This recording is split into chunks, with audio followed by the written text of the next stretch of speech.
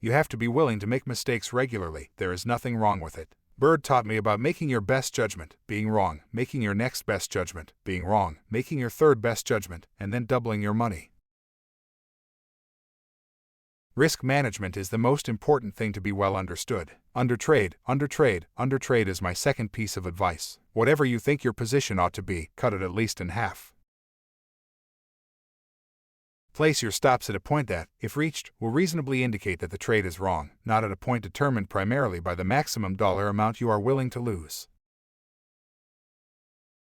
Whenever I enter a position, I have a predetermined stop. That is the only way I can sleep. I know where I'm getting out before I get in. The position size on a trade is determined by the stop, and the stop is determined on a technical basis. I've studied the technical aspects of the market for a long time. I know where the market should and shouldn't go. The first rule of trading, there are probably many first rules, is don't get caught in a situation in which you can lose a great deal of money for reasons you don't understand. Fundamentalists who say they are not going to pay any attention to the charts are like a doctor who says he's not going to take a patient's temperature. If you don't work very hard, it is extremely unlikely that you will be a good trader. If you personalize losses, you can't trade.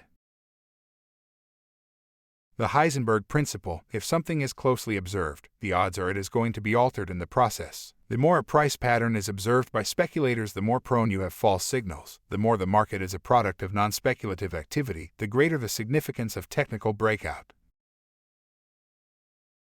Bird taught me one thing that was incredibly important. He taught me that you could make $1 million.